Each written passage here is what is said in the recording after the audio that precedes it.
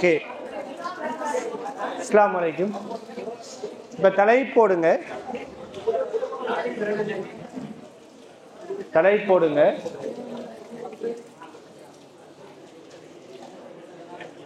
ஓமின் விதியை வாய்ப்பு பார்த்தல். தலைப்போடுங்க, ஓமி விதியை வாய்ப்பு பார்த்தல்.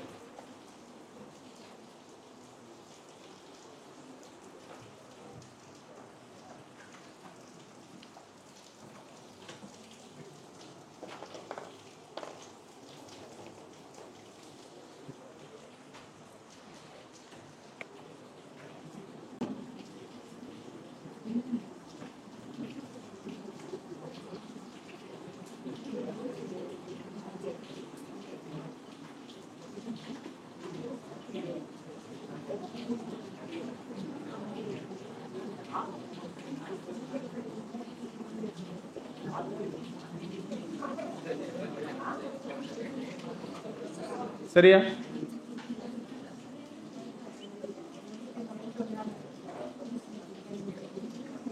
இந்த ஓமின் விதியை வாய்ப்பு பார்த்தல்ங்கிற தலைப்புக்கு கீழே, ஓமின் விதியை வாய்ப்பு பார்த்தல்ங்கிற தலைப்புக்கு கீழே நீங்க இந்த படத்தை நோட் பண்ணி கொள்ளுங்க.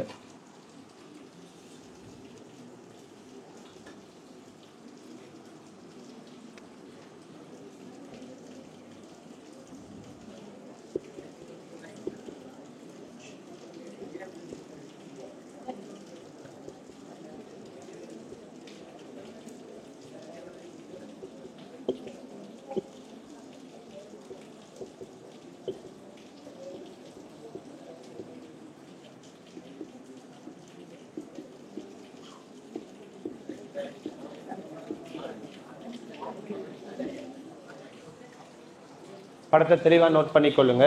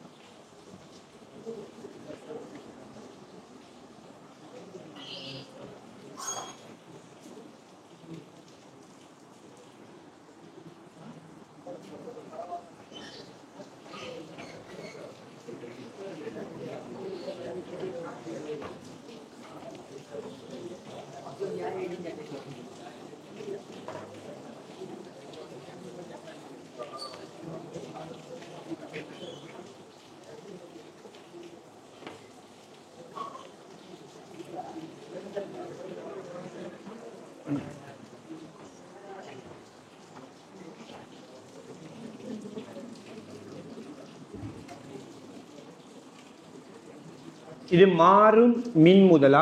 மாறும் மின்முதல், இலட்சிய அம்பியர் மானி, இலட்சிய வோல்ட் மானி. சரியா?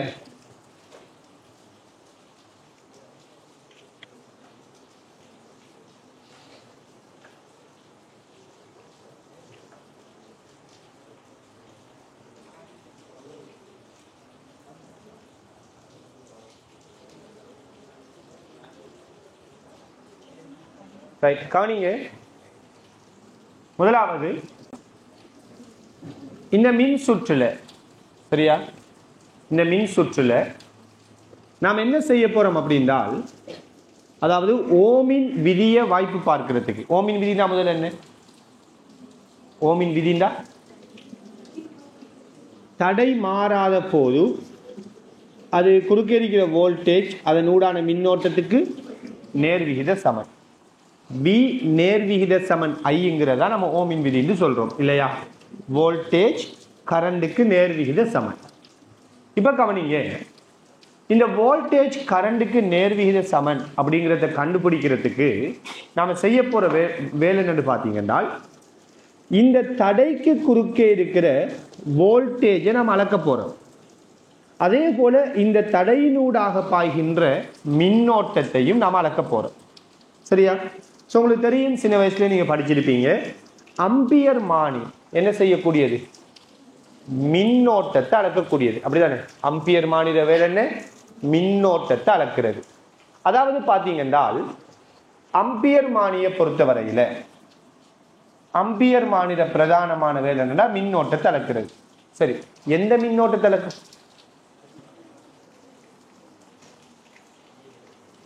எந்த மின்னோட்டத்தை அளக்கும் சொன்னா என்ன சொல்றது? அம்பியர் மானி மின்னோட்டத்தை அளக்கும். சரி, எந்த மின்னோட்டத்தை அளக்கும்? நல்லா புரிஞ்சு கொள்ளுங்க. அம்பியர் மானி எந்த மின்னோட்டத்தை அளக்கும்டால் அம்பியர் மானிக்குள்ளால எந்த மின்னோட்டம் பாயுதோ அதைத்தான் அது அளக்கும். தன்னூடாக பாய்கின்ற மின்னோட்டத்தை தான் அம்பியர் மானி அளக்கும்.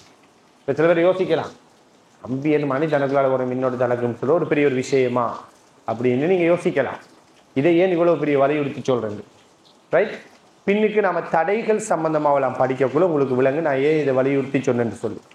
அம்பியர் மானிக்கெல்லாம் தடரிக்குன்னு சொல்லலாம் படிப்போம், அப்ப விளங்கு. அப்ப நம்ம என்ன சொல்றோம்னா, பொது அம்பியர் மானி எதை வாசிப்பா தரும்னு கேட்டா என்ன சொல்லணும்? தன்னூடாக பாய்கின்ற மின்னோட்டத்தை தான் அம்பியர் மானி வாசிப்பா தரும். அதே மாதிரி வோல்ட் மானியை எடுத்தீங்க என்றால் வோல்ட் மானி எதை வாசிப்பா தரும்? வோல்ட் மானி எதை வாசிப்பா தரும்?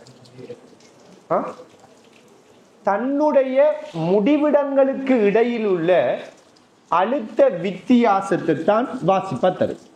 தண்ட முடிவிடம் இது ஏ, இது பீன்னு எடுத்தீங்க என்றால் இந்த ஏக்கும் பிக்கு இடையில் இருக்கிற அழுத்த வித்தியாசத்தை தான் யார் வாசிப்பா தருவா? இந்த வோல்ட் மானி வாசிப்பா தரும். அப்ப வோல்ட் மானி வாசிப்பா தரது தன்னுடைய முடிவிடங்களுக்கு இடையில் இருக்கிற அழுத்த வித்தியாசத்தை. அம்பியர் மானி வாசிப்பா தரது தன்னூடாக பாய்கின்ற மின்னோட்டத்தை. சரியா? இப்ப கவனிங்க, இந்த அம்பியர் மானில இலட்சிய அம்பியர் மானின்னா என்ன? இந்த அம்பியர் மானில இலட்சிய அம்பியர் மானின்னா என்ன? எஸ், இலட்சிய அம்பியர் மானின்னா யார் என்றால் இலட்சிய அம்பியர் மானின்னா யார் என்றால் இலட்சிய அம்பியர் மானின்னு சொல்றது அதனுடைய அகத்தடை பூச்சியமா இருக்கு. அதாவது இந்த அம்பியர் மானிக்குள்ள என்ன இருக்காது? தடை ஒன்று இருக்காது. சரி, அம்பியர் மானிக்குள்ள தடை இல்லைன்னா நமக்கு என்ன பெனிஃபிட்?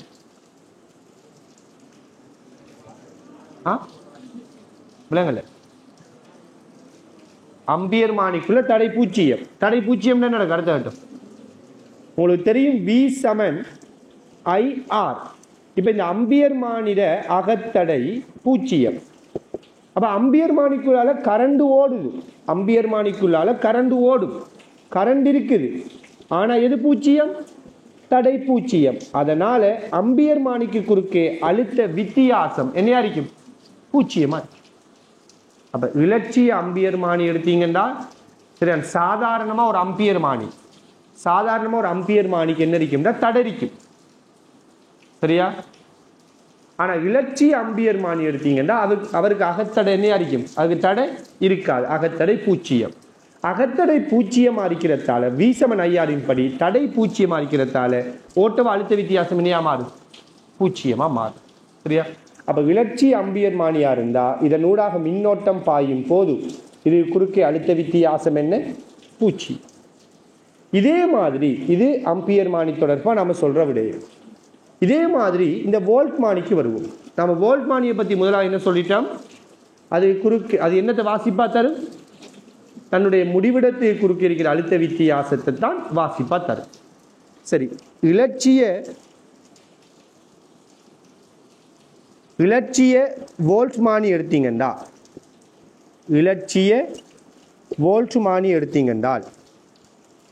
இந்த இலட்சிய வோல்ட் மானிட சரியான அடிப்படையான பண்பு என்னையா இருக்கு? இலட்சிய அம்பியர் மானிட அகத்தடை பூச்சி என்று சொல்றோம். இலட்சிய வோல்ட் மானியை பத்தி என்ன சொல்லுவோம்?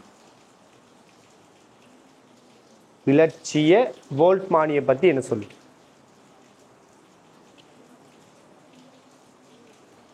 கவனிங்க, ரொம்ப கவனமா இருந்து கொள்ளுங்க. இலட்சிய வோல்ட் மானிட ஸ்பெஷல் என்னென்றால் இவர் அகத்தடை முடிவிலியா இருக்கும். இலட்சிய போல்ட்ஸ்மானின் அகத்தடை இருக்கும் முடிவிலியா இருக்கும். இலட்சிய அம்பியர்மானிக்கு அகத்தடை பூச்சிய மாதிரி இலட்சிய போல்ட்மானிக்கு அகத்தடை என்ன முடிவிலி. சரி, முடிவிலியா இருந்தா என்ன நடக்கும்? ஒரு தடை முடிவிலியா இருக்கிறான், மிக மிக பெரிய ஒரு தடையா இருக்கிறான் இருந்தா என்ன நடக்கும்? தடை மிக மிக மிக பெருசா இருந்தா விலங்கல்ல, அந்த தடையினூடாக மின்னோட்டமே பாயாது. தடை மிக பெருசா இருந்தா மின்னோட்டம் என்ன இருக்கும்? பூச்சியமா இருக்கு. எனவே இலட்சியமான போல்ட்ஸ்மானியினூடான மின்னோட்டம் என்ன? பூச்சியம். விலங்க என்ன சொன்னது? ஸோ இந்த ரெண்டு விஷயங்களும் கட்டாயம் உங்களுக்கு தெளிவா இருக்கிறது. இப்ப சொல்லுங்க அப்போ, இலட்சியமான அம்பியர்மானி பற்றி சொல்லுங்க. அம்பியர்மானி எதை வாசிப்பா தரும்? தன்னூடாக பாய்கின்ற மின்னோட்டத்தை வாசிப்பா தரும். இலட்சிய அம்பியர்மானிட பண்பு என்ன? அகத்தடை பூச்சியம். அகத்தடை பூச்சியமா இருக்கிறதால என்ன நடக்கும்? இலட்சிய அம்பியர்மானி குறுக்கே அழுத்த வித்தியாசம் பூச்சியம். அப்ப அம்பியர்மானிக்குள்ள கரண்ட் ஓடினாலும் வோல்டேஜ் டிஃப்ரெண்ட் வராதுன்னு சொல்லுவோம். இலட்சியமா இருந்தாவா? பிராக்டிக்கலா அப்படி வராது. பிராக்டிக்கலா அகத்தடை இருக்கும். நாம சொல்றது ஐடியல். உண்மையா இருக்குமா? அது ஐடியல்னாலே என்ன அர்த்தம்? அப்படி ஒன்று இல்லைங்கிறதா முதல் அர்த்தமே. இலட்சிய வாயுக்கள் முதல் பாயிண்ட் என்னன்னா இலட்சிய வாயு ஒன்று இல்லைங்கிறது. இப்ப போல்ட்மானிக்கு வருவோம். சொல்லுங்க, போல்ட்மானி எதை வாசிப்பா தரும்? தன்னுடைய முடிவிடங்களுக்கு இடையில் இருக்கிற அழுத்த வித்தியாசத்தை. இலட்சிய போல்ட்மானிட பண்பு என்ன? அது அகத்தடை என்ன பூச்சியமா முடிவிலி. அதனால என்ன நடக்கும்? இலட்சிய போல்ட்மானியினூடான மின்னோட்டம் பூச்சியமா இருக்கு. இப்ப உடனே சிலவருக்கு இன்னொரு டவுட் ஒன்று வார. இப்ப V = IR வச்சு யோசித்தால் இலட்சிய போல்ட்மானிக்கு தடை முடிவிலி, கரண்ட் பூச்சியம். என்னடாது?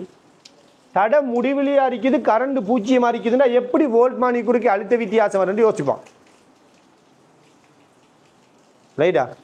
ஏன்னா போல்ட்மானி எதை வாசிப்பா தருன்னு படிக்கிறோம்? அழுத்த வித்தியாசத்தை வாசிப்பா தருன்னு படிக்கிறோம். இப்ப இவங்களுக்கு வர டவுட் என்னன்னா, அங்கதான் கரண்ட் பூச்சியமே, முறத்து எப்படி அழுத்த வித்தியாசம் வரன்னு கேட்பாங்க. கரண்ட் பூச்சியம், தடை என்ன? முடிவிலி. பேசிக்ல படிச்சு இருக்கிறோம். ஞாபகம் இருக்குதா? அதாவது முதலாவது உங்களோட தியரி கிளாஸ்ல படிப்பிச்ச விடயம். மெஷர்மெண்ட்டுக்கெல்லாம் முதல் class basic physics, maths for பிசிக்ஸ்னு சொல்லி படிப்பிச்சது. இப்ப 27 பேட்சுக்கு இதை படிப்பிச்சோம். பூச்சியத்தை முடிவிலியால பெருக்கிறோம். என்ன வரும்? பயோ ஆக்கள், மெத்ஸ் ஆக்கள் விடுங்க, அவளுக்கு தெரியும். என்ன வரும்? தேராக்கணியம். தேராக்கணியம் எப்படி சொல்லுவோம்? அதுக்கு ஒரு பருமன் இருக்குது, ஆனா என்ன செய்யலாம்? வரையறுக்க முடியாதுன்னு சொல்லுவோம். அதுக்காக தான் மெத்ஸ் ஆக்கள் லிமிட்னு ஒன்று படிப்பாங்க. அப்ப பூச்சியத்தை முடிவிலியால பெருக்கினா பூச்சியமா முடிவிலின்னு சொல்லலாமா? இந்த இடத்துல என்ன வர முடியும்? ஒரு பருமன் வர முடியும். அது 5 அரிக்கலாம், 10 அரிக்கலாம், 30 அரிக்கலாம், 100 அரிக்கலாம், ஈவன் முடிவிலியாகவும் இருக்கலாம். அப்படிதானே? ஆக பொதுவா பூச்சியத்தை முடிவிலியால பெருக்கினோம்னா ஒரு தேராக்கணியம், அதாவது அந்த இடத்துல ஒரு பருமன் வரும், ஒரு எண் பருமன் வரும். சரியானே? அந்த அடிப்படையில் நீங்க என்ன செய்ய தேவையில்லை, போல்ட்மானிக்குள்ள கரண்ட் போகலையே, அப்ப அழுத்த வித்தியாசம் வராது நீங்க யோசிக்க தேவையில்லை. சரியானே? கரண்ட் மிக மிக மிக சிறியதா போகும் அர்த்தம். பிராக்டிக்கலா தடை மிக மிக மிக பெரியதா இருக்குதுன்னு அர்த்தம். அதனால ரெண்டையும் பெருக்கக்குள்ள ஒரு வோல்டேஜ் வர முடியும். சரியா? எனிவே அப்படி இதை பத்தி ஒண்ணுமே தெரியாதா விட்டுப்பட்டு வேலையை பாருங்க. ஏன்னா இதை சொன்ன உடனே சில பேர் இந்த யோசனையை யோசிப்பாங்க. அப்ப நம்ம என்ன சொல்றோம்? வோல்ட்மானிக்குள்ள கரண்ட் என்ன? பூச்சியம். ஓகே, அப்ப கீழுக்கு எழுதிக்கொள்ளுங்க ஒரு பாயிண்ட், நோட்னு போட்டு எழுதிக்கொள்ளுங்க. நோட்னு போட்டு எழுதிக்கொள்ளுங்க.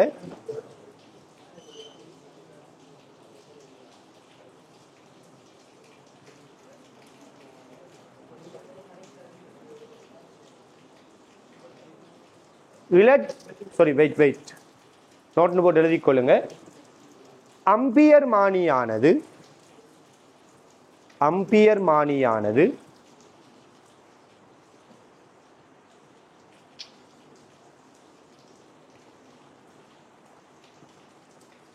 தன்னூடாக செல்லும்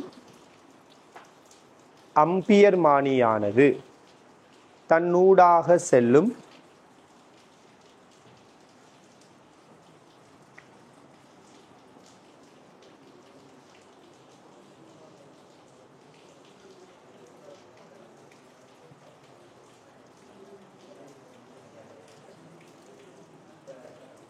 மின்னோட்டத்தை வாசிப்பாக தரும்.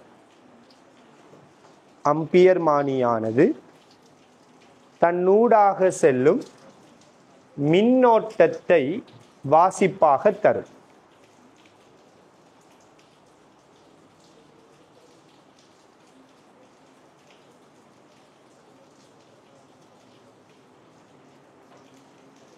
அடுத்த பாயிண்ட்,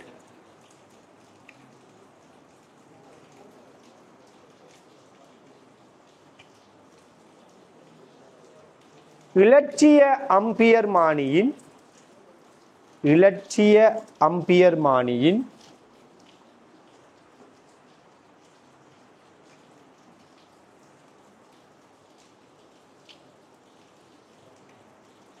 அகத்தடை பூச்சியமாக இருப்பதால் இலட்சிய அம்பியர்மானியின் அகத்தடை பூச்சியமாக இருப்பதால்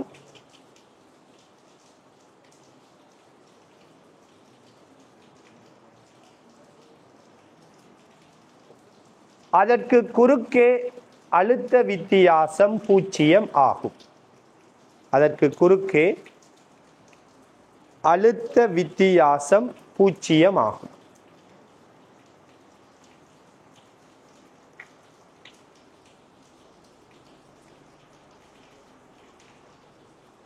ரைட். இந்த இவ்வளவு விடயத்தையும் காட்டுறதுக்கு இடைவெளி விட்டுட்டு அடுத்த பாயிண்ட் எழுதுங்களா? இவ்வளவு விஷயத்தையும் காட்டுறதுக்கு இடைவெளியை விட்டுட்டு அடுத்த பாயிண்ட் எழுதுங்க. போல்ட்ஸ்மானியானது, அடுத்த பாயிண்ட், போல்ட்ஸ்மானியானது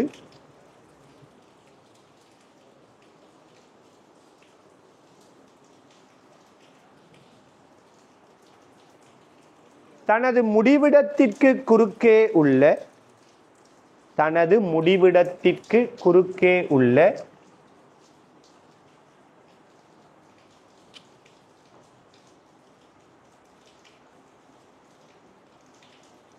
அழுத்த வித்தியாசத்தினை வாசிப்பாக தரும். தனது முடிவிடத்திற்கு குறுக்கே உள்ள அழுத்த வித்தியாசத்தினை வாசிப்பாக தரும்.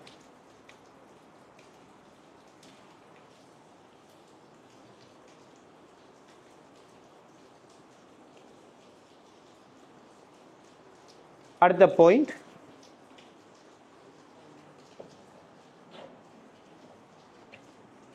இலட்சிய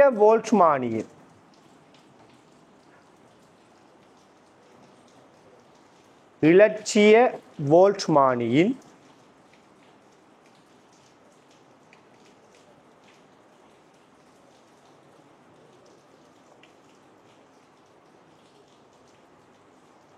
அகத்தடை முடிவிலியாக இருப்பதனால்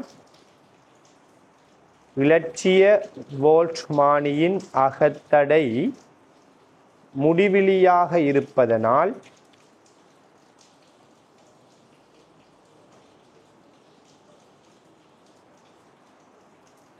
அதனூடான மின்னோட்டம் பூச்சியம் ஆகும்.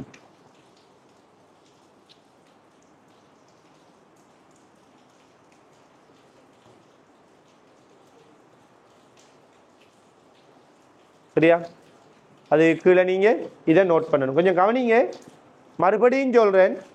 உண்மையான போல்ட்ஸ்மானிக்கு அகத்தடை முடிவிலியா இருக்குமா? முடிவுள்ள பருமனா இருக்கும். உண்மையான போல்ட்ஸ்மானிக்கு மின்னோட்டம் பூச்சியமா இருக்குமா? இல்ல, சின்ன ஒரு மின்னோட்டம் பாயும். விளங்குதா? அதை புறக்கணிச்சுதான் நாம இலட்சியம்ங்கிற முடிவுக்கு வரோம். ரைட். இருந்தாலும் அகத்தடை உள்ள ஒரு அம்பியர்மானி எப்படி தொழிற்படும், முடிவுள்ள அகத்தடையை கொண்ட ஒரு வோல்ட்மானி எப்படி தொழிற்படும், இதெல்லாமே நாம் இன்ஷா அல்லாஹ் என்ன செய்வோம், பின்னு படிப்போம். சரியானே? ஸோ இப்போ ஆரம்ப கட்டமாக நாம் இதில் அகத்தடையெல்லாம் புறக்கணித்து அல்லது அகத்தடையை முடிவிலியாக எடுத்து தான் என்ன செய்வோம், மின் சுற்றுக்கள் அணுகுவோம். பிறகு என்ன செய்வோம், அகத்தடைகளை வச்சு மின் சுற்றுக்கள் அணுக ஆரம்பிப்போம். சரியா? எல்லாத்தையும் நோட் பண்ணி கொள்ளுங்க.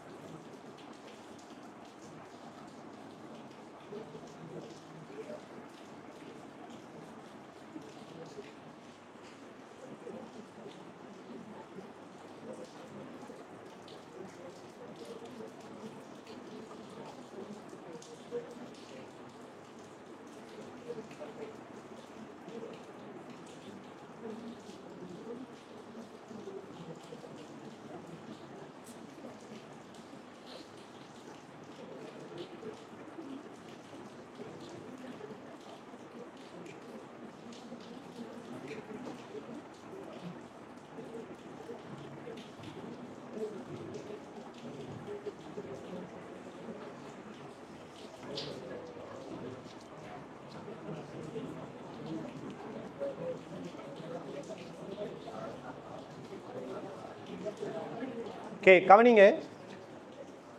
இந்த இடத்துல இன்னொரு முக்கியமான விடயம், நீங்க அம்பியர் மானியை பெரும்பாலும் என்ன சின்ன வயசுல பார்த்துருப்பீங்கன்னு நினைக்கிறேன்.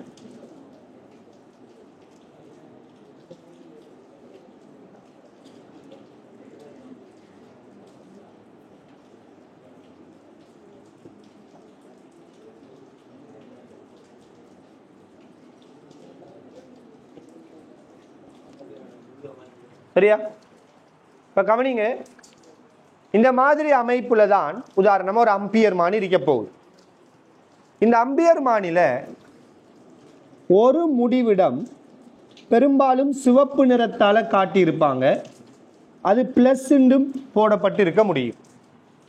இன்னொரு முடிவிடம் கருப்பு நிறத்தால காட்டப்பட்டிருக்கும், அந்த முடிவிடம் மைனஸ் போடப்பட்டிருக்கு. சொல்லுங்க பாப்போம், இந்த அம்பியர் மானியில பிளஸ் மைனஸ் அடையாளம் போடப்பட்டிருப்பதற்கு பின்னுக்கு இருக்கிற காரணம் என்ன? இதுவரைக்கும் இது ஒரு 3 தடவை ஃபைனல் பேப்பர்ல, குறிப்பா ஸ்ட்ரக்சர்ல எல்லாம் இது வந்திருக்கு. இந்த பிளஸ் மைனஸை வச்சு விளையாடி இருக்கிற எக்ஸாம்ல. சின்ன ஒரு விஷயம், இந்த அம்பியர் மானியில பிளஸ் மைனஸ் அடையாளத்துக்கு பின்னுக்கு இருக்கிற காரணம், அதாவது என்ன காரணம்னா என்ன மீனிங்க கேட்கிறேன்னால், இந்த அம்பியர் மானிய மின் சுற்றுல நீங்க இப்படி இணைக்கிறீங்க தானே, இது குறியீடு இல்லையா, இது உண்மையான தோற்றம். இந்த அம்பியர் மானிய மின் சுற்றுல இணைக்கக்குள்ள எப்படி இணைப்பீங்கன்னு கேட்கிறேன். இந்த 2 முடிவிடத்தை தான் நீங்க வயரோட கனெக்ட் பண்ணுவீங்க. உதாரணமா இந்த பேட்டரியில இருந்து சுவிட்சில இருந்து வர வயர் இந்த இருக்குது, அம்பியர் மானிட ஒரு முடிவிடத்தோட கனெக்ட் ஆகும்.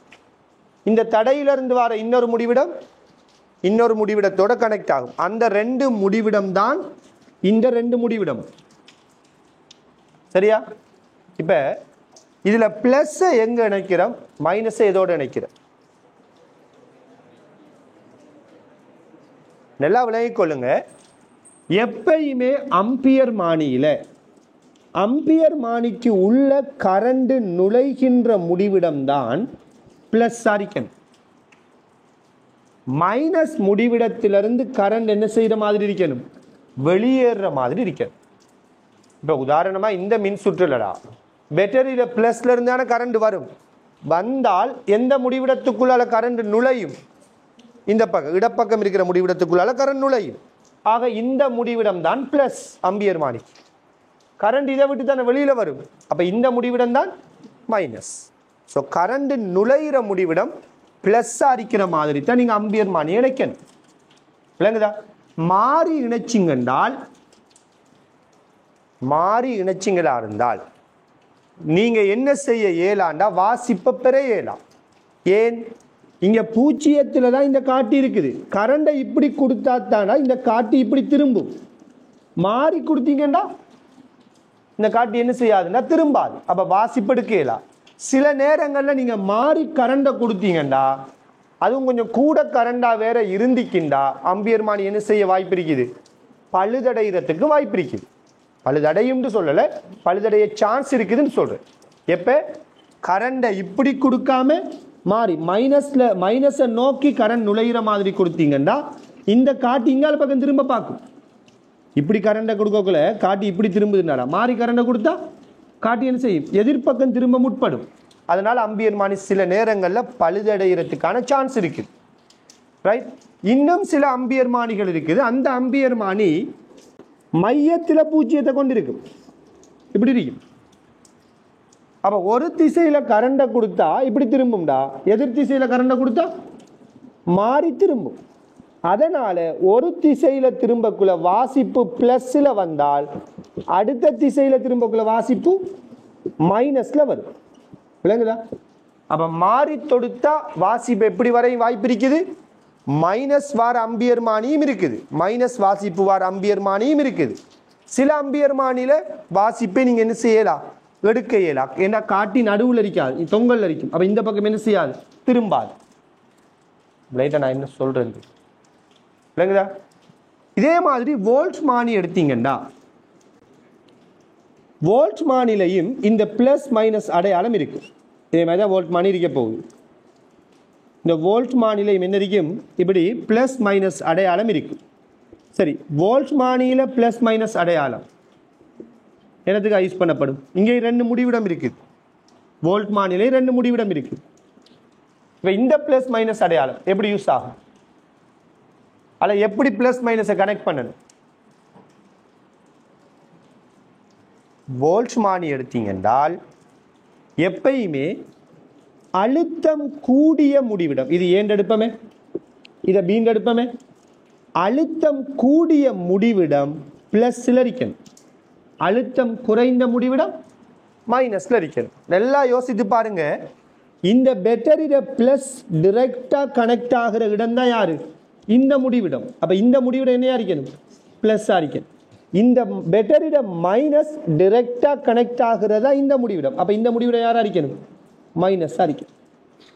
அழுத்தம் கூடின முடிவிடம் பிளஸ், அழுத்தம் குறைந்த முடிவிடம் மைனஸ்ல கனெக்ட் ஆகும். விளங்குதா? அப்ப அம்பியர் மானி வோல்ட் மானி இது ரெண்டையும் நம்ம எப்படி கனெக்ட் பண்ணணுங்கிறது நமக்கு தெரிஞ்சிருக்கணும். அப்ப அடுத்த பாயிண்ட் எழுதி கொள்ளுங்க.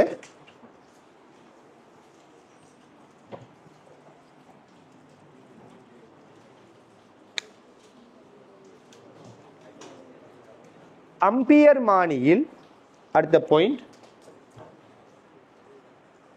அம்பியர் மானியில்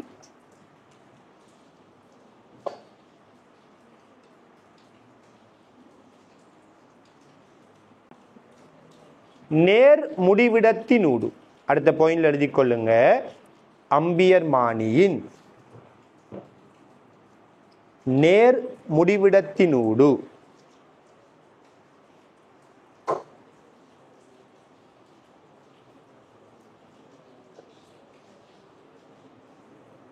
மின்னோட்டம் நுழைகின்றவாறு, அம்பியர் மானியின் நேர் முடிவிடத்தினூடு மின்னோட்டம் நுழைகின்றவாறு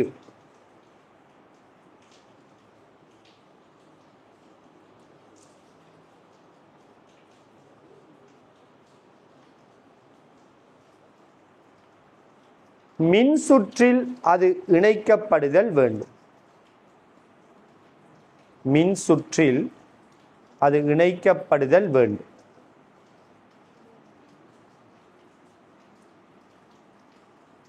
அம்பியர்மானியின் நேர் முடிவிடத்தினோடு மின்னோட்டம் நுழைகின்றவாறு அது மின் சுற்றில் இணைக்கப்படுதல் வேண்டும்.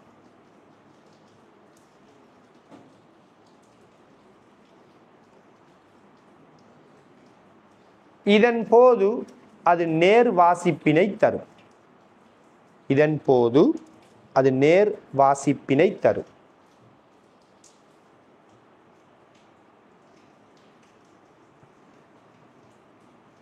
இதன் போது அது நேர் வாசிப்பினை தரும். சரியா? அடுத்த பாயிண்ட்,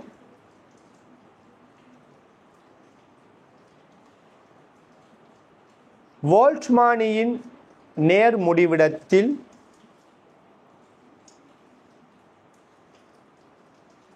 வோல்ட்மானியின் நேர் முடிவிடத்தில்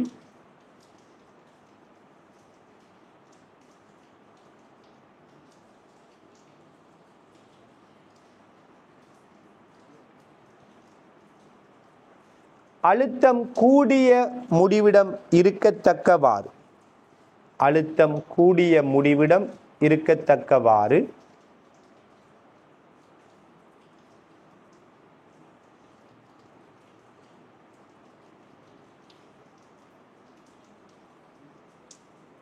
மின் சுற்றில் இணைக்கப்படுதல் வேண்டும். வோல்ட்மானியின் நேர்முடிவிடத்தில் அழுத்தம் கூடிய முடிவிடம் இருக்குமாறு மின் சுற்றில் இணைக்கப்படுதல் வேண்டும். சரியா? அது கீழே இந்த அம்பியர்மானி வோல்ட்மானியின் அமைப்புகளை காட்டிக்கொள்ளுங்கள். சரியா? அதோட வெளித்தோற்றங்களை காட்டிக்கொள்ளுங்கள்.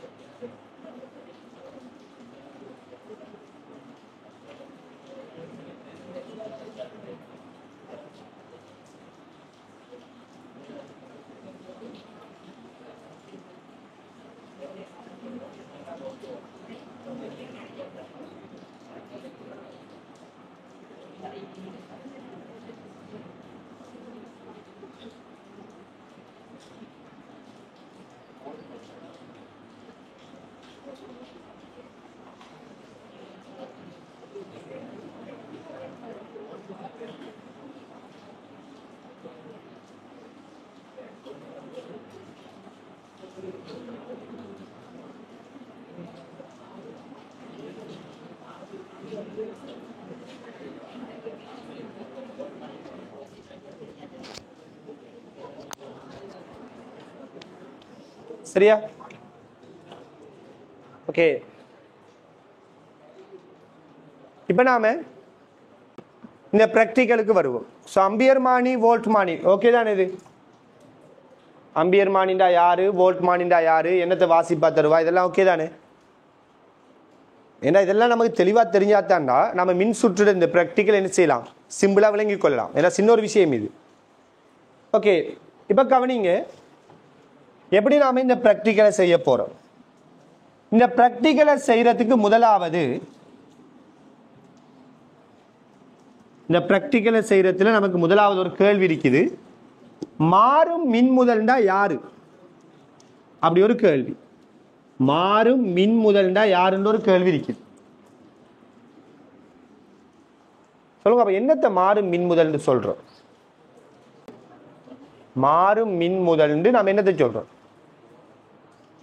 அதாவது என்னென்றால் ஒரு வோல்டேஜ் சோர்ஸ், அதாவது உங்கள்கிட்ட சொல்றேன்டா, இந்த ஃபோன் ரிப்பேர் பண்ற கடைகள், லேப்டாப் ரிப்பேர் பண்ற கடைகள் எல்லாம் பவர் சப்ளை அப்படின்னு சொல்லி யூஸ் பண்ணுவா தெரியுமா?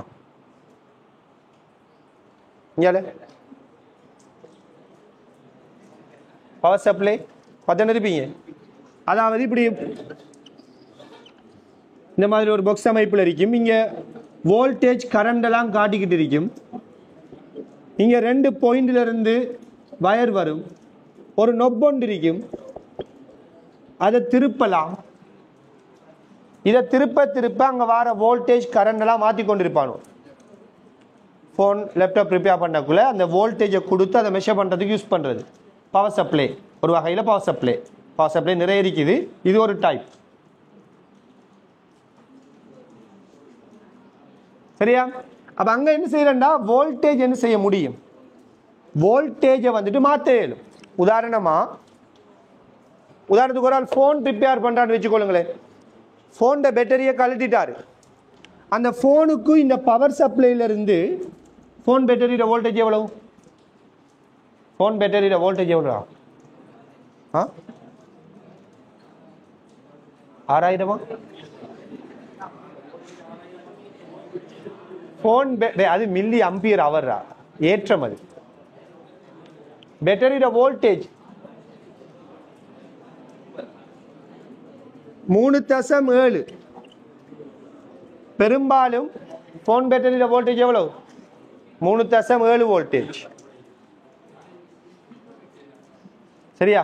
ஃபோன் பேட்டரியோட வோல்டேஜ் எவ்வளவு? 3.7. இப்போ இந்த 3.7 வோல்டேஜ் அந்த ஃபோனுக்கு கொடுக்கணும். பேட்டரி இல்லை, பேட்டரி இல்லாமல் இந்த ஃபோனுக்கு 3.7 வோல்டேஜை கொடுக்கறது இந்த பவர் சப்ளை யூஸ் பண்ணுவாங்க. அப்போ இங்கே எப்படி செட் பண்ணுவாங்கன்னா, இங்கே 3.7 வோல்டேஜை கொடுக்குற ஒரு பேட்டரி மாதிரி இது தொழிற்படுற மாதிரி செட் பண்ணுவாங்க. இப்போ லேப்டாப்பை ரிப்பேர் பண்ண போகிறாங்க. ஒரு லேப்டாப் பேட்டரியோட வோல்டேஜ் எவ்வளவு? ஃபோனுக்கே தெரியல, லேப்டாப்புக்கு. சரி, நானே சொல்கிறேன், 18 வோல்டேஜ் கிட்ட வரும். லேப்டாப் பேட்டரி வோல்டேஜ் பெரும்பாலும் எவ்வளோ இருக்குன்னா 18 இருக்கும். அப்போ இங்கே லேப்டாப்பை ரிப்பேர் பண்ண போகிறாரு, பேட்டரி இல்லை. பேட்டரிக்கு பதிலாக வோல்டேஜ் சோர்ஸை கொடுத்து, சரியான இந்த பவர் சப்ளை மூலமாக கரண்டை கொடுத்து அதை செக் பண்ண போகிறாரு. அப்போ 18 வோல்டேஜை கொடுக்குற மாதிரி இதை செட் பண்ணணும். அப்போ இந்த நொப்பை திருப்பி எவ்வளவு கொண்டு வருவார்? 18 வோல்டேஜை கொண்டு வருவார். அப்போ நமக்கு தேவையான வோல்டேஜை மாற்றக்கூடிய ஒரு மின் முதலைத்தான் நாம் என்னன்னு சொல்ல போகிறோம், மாறும் மின் முதல்னு சொல்லுவோம். ஏன்னா ஒரு பேட்டரி எடுத்தீங்கன்னா பேட்டரிக்கு ஃபிக்ஸடான வோல்டேஜ் தான் இருக்கும். 1.5 வோல்டேஜ் பேட்டரினா 1.5 தான். 3 வோல்டேஜ் பேட்டரினா 3 தான். அப்போ இவர் யாருன்னா, கார் பேட்டரி எடுத்தீங்கன்னா பெரும்பாலும் 12 வோல்டேஜ், அதெல்லாம் ஃபிக்ஸடான வோல்டேஜாக இருக்கும். இந்த மாதிரி பவர் சப்ளைகள் எடுத்தீங்கன்னா இங்கே என்ன செய்யலாம், மாறக்கூடிய வோல்டேஜை கொடுக்கலாம். அப்போ மாறக்கூடிய வோல்டேஜை கொடுக்கக்கூடிய ஒரு ஆளைத்தான் நம்ம இப்படி காட்டுறோம், மாறும் மின்முதல்னு சொல்கிறோம். சரியா? என்னன்னு சொல்கிறோம், மாறும் மின்முதல்னு சொல்கிறோம். இப்போ கவனிங்க, இந்த ப்ராக்டிக்கலை நாம் என்ன செய்கிறோம்னா, முதலாவது இந்த ஆளியை மூடுவோமே, இந்த ஆளியை மூடிட்டோம். இப்போ நீங்கள் சொல்லுங்கள், நம்ம போன கிளாஸ்ல எல்லாம் படித்த விடயங்களை வச்சு இப்போ இந்த இடத்துல இருக்கிற அழுத்தம், சரியா, இந்த இடத்துல இருக்கிற அழுத்தம், இதை பற்றி நாம் என்ன சொல்லுவோம், என்ன அறிக்கும், சமன். ஏன் சமனா இருக்கும்? இணைப்பு கம்பியோட தடையை நாம் என்ன செய்வோம், புறக்கணிப்போம். ஸோ இங்கே இருக்கிற அழுத்தம் இங்கே இருக்கிற அழுத்தம் எப்படி வரும், சமனா வரும். அப்போ கடத்தி வழியே அழுத்தம் மாறாது, இங்கே அதே அழுத்தம் வரும். இப்போ சொல்லுங்க, இங்க இருக்கிற அழுத்தம் என்ன சொல்லலாம்? எப்படி வரும்? சமனாத்தான் வரும். ஏன் சமனா வரும்? இலட்சிய அம்பியர்மானி. இலட்சிய அம்பியர்மானி அது குறுக்கே அழுத்த வித்தியாசம் என்ன? 0. அழுத்த வித்தியாசம் 0 என்றால் இங்க இருக்கிற அழுத்தமும் இங்க இருக்கிற அழுத்தமும் என்ன? சமன். இப்ப சொல்லுங்க, இங்க இருக்கிற அழுத்தமும் இங்க இருக்கிற அழுத்தமும் என்னையா இருக்கும்? சமன். ஏன்? இணைப்பு கம்பி, தடையற்ற கம்பி. திருப்பி இங்கால வரும் மைனஸ் முடிவிடத்தில் இருக்கிற அழுத்தம். இதே அழுத்தம் தான் எங்க வரும்? இணைப்பு, தடையற்ற இணைப்பு கம்பி வழி அழுத்தம் மாறாது. சோ இங்க வரும். இதே அழுத்தம் தான் எங்க வரும்? இங்க வரும். தடையற்ற இணைப்பு கம்பி வழி அழுத்தம் மாறாது. இப்ப நீங்க சொல்லுங்க, இந்த பேட்டரிக்கு குறுக்கே இருக்கிற வோல்டேஜ் என்னதுக்கு சமன்? இந்த தடைக்கு குறுக்கே இருக்கிற வோல்டேஜுக்கும் சமன், இந்த வோல்ட் மானிக்கு குறுக்கே இருக்கிற வோல்டேஜுக்கும் சமன். சொல்லலாமா இல்லையா? இது ஏன் எப்படின்னு விளங்கி நிற்காமது? இங்க இருக்கிற அழுத்தம் தான் இணைப்பு கம்பி வழி அழுத்தம் மாறாதுன்னா இது வரைக்கும் வரும்டா. இங்க இருக்கிற அழுத்தம் தான் இணைப்பு கம்பி வழி அழுத்தம் மாறாதுன்னா இங்க வரும். இதுதான் இலட்சியமான அம்பியர்மானி தானே. அப்ப இது குறுக்கே அழுத்த வித்தியாசம் வருமா? இல்லையே. அப்ப இங்க இருக்கிற அழுத்தம் தான் இங்க வரும். அப்ப இங்கேயும் அதே அழுத்தம். அப்ப இந்த பேட்டரி குறுக்கே இருக்கிற வோல்டேஜ் தான் தடைக்கு குறுக்கே இருக்கிற வோல்டேஜ், இந்த வோல்ட் மானிக்கு குறுக்கே இருக்கிற வோல்டேஜ். இப்ப இதுக்குள்ள ஒரு கரண்ட் எடுப்போம். நீங்க ஆளியை மூடிட்டீங்க, இதுக்குள்ள கரண்ட் ஓடுது, ஐங்கிற கரண்ட். இப்ப இந்த கரண்ட் எப்படி ஓடும் பார்ப்போம். வோல்டேஜை யோசிக்க தெரியும், கரண்டை யோசிப்போமே. கரண்ட் எப்படி ஓடும்? இங்க இருந்து வர கரண்ட் சொல்லுங்க அப்போ. இப்படியே வந்து எதுக்குள்ள ஓடும்? அம்பியர் மானி. ஸோ அம்பியர் மானிக்குள்ளால ஓடுற கரண்டைத்தான் எது வாசிக்கும்? அம்பியர் மானி வாசிக்கும். ஸோ அம்பியர் மானி இப்படியே வந்து அம்பியர் மானிக்கு இந்த கரண்ட் ஓடும். ஓடிக்கிட்டே வந்து அடுத்து என்ன செய்யும்? 2 பக்கம் இருக்குது. அப்ப 2 பிரியுமா? பிரியாது. ஏன் பிரியாது? ஏண்டால் இலட்சிய வோல்ட்ஸ்மானியின் ஊடான கரண்ட் என்ன? 0 இல்லையா? அப்ப இங்க வார கரண்ட் ஐ என்றால் அதே கரண்ட் எங்க போகும்? இப்படியே வந்து இதுக்குள்ள போகுமா? இல்ல. அப்ப அதே கரண்ட் எங்க போகும்? இந்த தடைக்குள்ளால போகும். ஸோ இங்க இருந்து வர அதே கரண்ட் இந்த தடைக்குள்ளால போகும். ஸோ இதுக்குள்ள பிரிஞ்சு போற கரண்ட் என்ன? 0. அப்ப இங்கால 0, இங்கால ஐ. இப்ப இந்த ஐயும் இந்த இங்க 0 தானே. அப்ப இந்த ஐ இப்படியே வந்து என்ன செய்யும்? இப்படி வரும். அப்ப இந்த மின் சுற்றுக்குள்ளால கரண்ட் எப்படி பாய போகுதுண்டா இப்படி மட்டும்தான் பாயும், இதுக்குள்ளால போவாது. ஏன்னா இலட்சிய வோல்ட்ஸ்மானி விளங்குதா? ஆனா வோல்ட்மானி குறுக்கு என்ன இருக்கும்? அழுத்த வித்தியாசம் இருக்கும். ஆனா வோல்ட்மானிக்குள்ள போற கரண்ட் என்ன இருக்குது? 0 இருக்கு. இப்ப நாம என்ன செய்வோம்டால் இந்த அம்பியர் மானி எதை வாசிப்பா தருவது? தன்னூடாக போற மின்னோட்டத்தை வாசிப்பா தருவது. சரி, அம்பியர் மானிக்குள்ளால போற கரண்ட் தான் எதுக்குள்ளால போகுது? அம்பியர் மானிக்குள்ளால போற கரண்ட் தான் எதுக்குள்ளால போகுது? தடைக்குள்ளால. அப்ப நாம என்ன சொல்லலாம்? அம்பியர் மானி தடையின் ஊடாக போகும் மின்னோட்டத்தை வாசிப்பா தரும் சொல்லலாம். இந்த இடத்துல இந்த சுற்றுக்கு அப்படி சொல்லலாம் தானே. ஏன்னா தடைக்குள்ளால போற கரண்டும் அம்பியர் மானிக்குள்ளால போற கரண்டும் என்ன? சமன். ஸோ அம்பியர் மானி தடையினூடான கரண்டை வாசிப்பா தரும். அதனால தான் நீங்க சின்ன வயசுல எப்படி படிக்கிறீங்கன்னா அம்பியர் மானியை தொடராக இணைத்தல் படிக்கிறீங்களா இல்லையா? ஏன்? ஏண்டா அந்த தொடராக இணைக்க, இதுக்கு இதை தொடராக இணைக்கிறீங்கன்னா என்ன மீனிங்னா இதுக்குள்ளால போற கரண்ட் என்னையா இருக்கும்? சமனா இருக்கும். வோல்ட் மானியை சமாந்தரமாக இணைத்தல். ஏன் அப்படி படிக்கிறீங்க? படிக்க வச்சிருப்பீங்க, பாடமாக்கி வச்சிருப்பீங்க. அதான் கேட்கிறேன், ஏன் வோல்ட் மானியை சமாந்தரமா இணைக்கிறோம்? ஏண்டா வோல்ட் மானி அந்த தடைக்கு முடிவிடத்தை கொடுக்கிற அதே அழுத்த வித்தியாசத்தை என்ன செய்யணும்? வாசிப்பா தரணும். இப்படி சமாந்தரமாக இணைச்சா தான் இங்க இருக்கிற அழுத்தம் இங்க வரும், இங்க இருக்கிற அழுத்தம் இங்க வரும். விளங்குதா மீனிங் என்னண்டு? அப்ப அதுக்கு தான் சமாந்தரமாக இணைத்தல், தொடராக இணைத்தல் சின்ன வயசுல பாடமாக்கி வைக்கிறது. ரைட், இப்ப விடயத்துக்கு வருவோம். இப்ப அம்பியர் மானி தடையினூடான மின்னோட்டத்தை வாசிப்பா தரும், வோல்ட் மானி தடைக்கு குறுக்கே இருக்கிற வோல்டேஜை வாசிப்பா தரும். ஸோ நாம் என்ன செய்வோம்னால் அம்பியர் மானியினதும் வோல்ட் மானியினதும் வாசிப்புகள் எடுப்போம். இப்ப சொல்லுங்க, இப்ப இந்த ஆளியை மூடின உடனே இதுக்குள்ள ஒரு கரண்ட் ஓடுமா இல்லையா? இப்ப அந்த கரண்டை நம்ம நோட் பண்ணுவோம். சரி, இந்த கரண்டை பார்க்குறோம், 1 அம்பியர் சும்மா சொல்லுவோமே. இந்த தடை குறுக்கே வோல்டேஜை பார்க்குறோம், உதாரணமா 2 வோல்டேஜ். அப்போ 1 அம்பியர் 2 வோல்டேஜ் எடுத்து. ஸோ நம்மளோட டார்கெட் என்ன? ஓமின் விதியை வாய்ப்பு பார்க்குறோம்னா நம்மளோட டார்கெட் என்ன? ஐவிக்கு நேர் வீத சமன் கண்டுபிடிக்கணும். அதுக்கு நீங்க என்ன செய்ய? நீங்க சொல்லுங்க. கரண்டையும் அளந்துட்டோம், வோல்டேஜும் அளந்துட்டோம். உதாரணமாக இதுக்குள்ள ஓடுற கரண்ட் எவ்வளவாம்? 1 ஆம்பியர். இது குறுக்கே வோல்டேஜ் எவ்வளவாம்? 2 வோல்டேஜும் அளந்துட்டோம். இப்போ நீங்கள் அடுத்து என்ன செய்வீங்க? என்ன செய்யணும்? எஸ், இந்த பேட்டரியோட வோல்டேஜை நீங்கள் மாற்றணும். இந்த பேட்டரியோட வோல்டேஜை மாற்றினா எது குறுக்கே இருக்கிற வோல்டேஜ் மாறும்? இந்த தடைக்கு குறுக்கே, இந்த வோல்ட்மானி குறுக்கே இருக்கிற வோல்டேஜ் மாறும். ஏண்டா இங்கே இருக்கிற அழுத்தம் தான் இங்கே, இங்கே இருக்கிற அழுத்தம் தான் இங்கே. அப்போ இந்த பேட்டரியோட வோல்டேஜை மாற்றின உடனே தடை குறுக்கே இருக்கிற வோல்டேஜும் என்ன செய்யும்? மாறும். அதே டைமில் இந்த அம்பியர் மானிட வாசிப்பும் என்ன செய்யும்?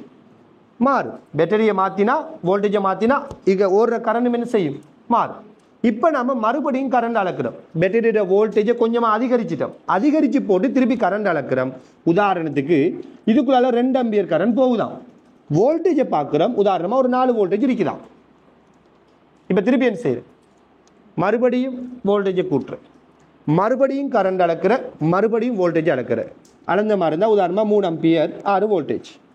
இப்படி இந்த மாறும் மின்முதலோட வோல்டேஜை மாற்றி மாற்றி அம்பியர் மானி வோல்ட்ஸ் மானிட வாசிப்புகள் எடுப்போம்.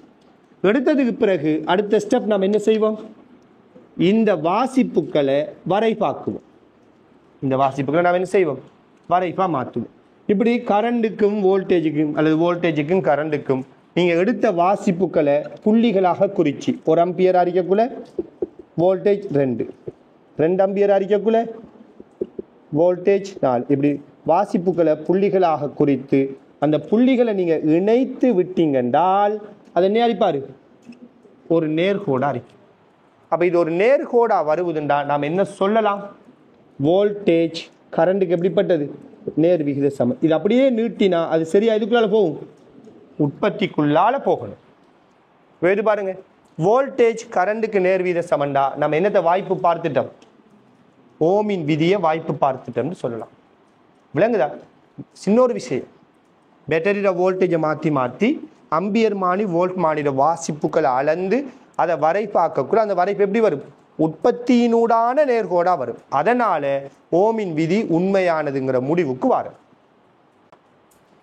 சரியா? என்ன நடந்துக்குன்னு சொல்லி ரைட்? நல்லா புரிஞ்சுக்கொள்ளுங்க. நான் வந்துட்டு இந்த ப்ராக்டிக்கலில் டீப்பாவெல்லாம் பேசலை. இந்த ப்ராக்டிக்கலில் இங்கே யூஸ் பண்ணுற சுவிட்ச் ஒரு ஆலியன் ஒன் பண்ணி தானே ஃபஸ்ட்டுக்கு, அந்த சுவிட்ச் என்னன்னு சொல்லி அது என்ன அப்படியான சில விஷயங்கள்லாம் நாம் என்ன செய்யலைன்னா இங்கே பேசலை. ஏன்னா இந்த ப்ராக்டிக்கல் உங்களுக்கு ப்ராக்டிக்கல் கைடில் இருக்கிற ஒன்று இல்லை. சரி, இது என்ன இல்லை, வளமையாக நாம் படிப்பதான ஒவ்வொரு ஸ்ட்ரக்சர் பார்ட்டில் வர ஒரு ப்ராக்டிக்கல் இல்லை. இது வெறுமனே ஓமின் விதியை வாய்ப்பு பார்க்குற இந்த ப்ராக்டிக்கல் வெறுமனே ஒரு தியரியோடு அப்படியே போகிறேன்.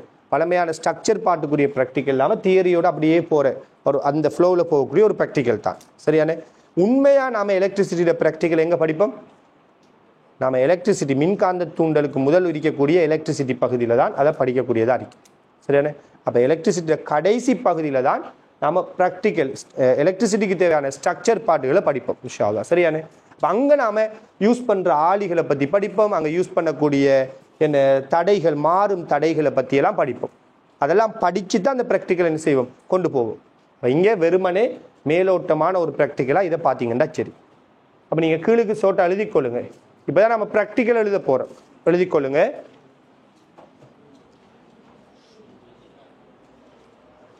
ஓமின் விதியை வாய்ப்பு பார்ப்பதற்கு கீழுக்கு எழுதிக்கொள்ளுங்க. ஓமின் விதியை வாய்ப்பு பார்ப்பதற்கு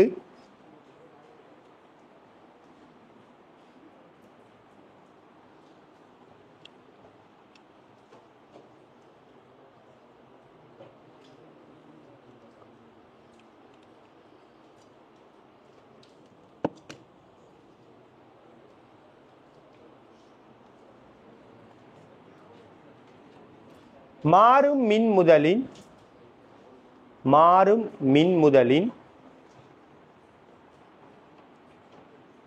ஓமின் விதியை வாய்ப்பு பார்ப்பதற்கு மாறும் மின்முதலின்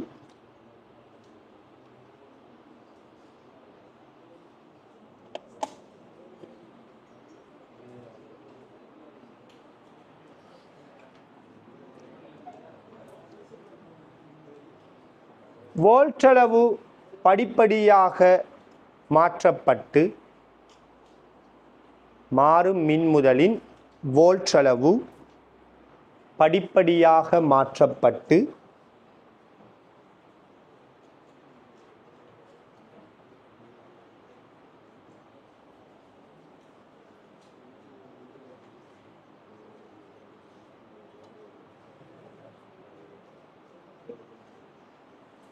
அம்பியர் மானி, வோல்ட் மானிக்கு வோல்ட் அளவு படிப்படியாக மாற்றப்பட்டு அம்பியர் மானி, வோல்ட் மானிக்கு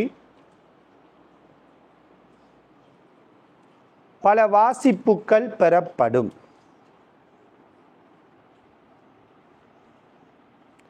பல வாசிப்புகள் பெறப்படும்.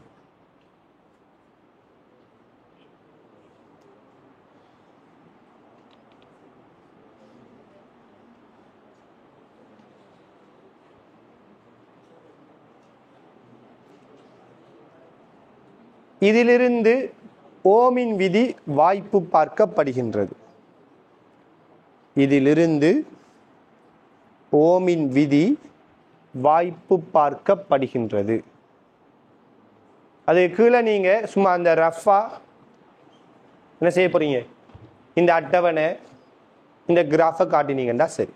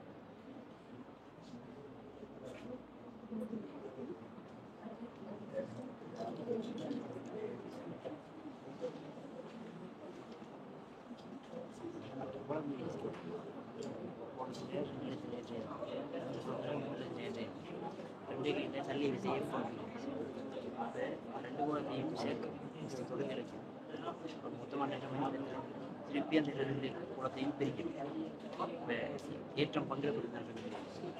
அப்ப எந்த விஷயம்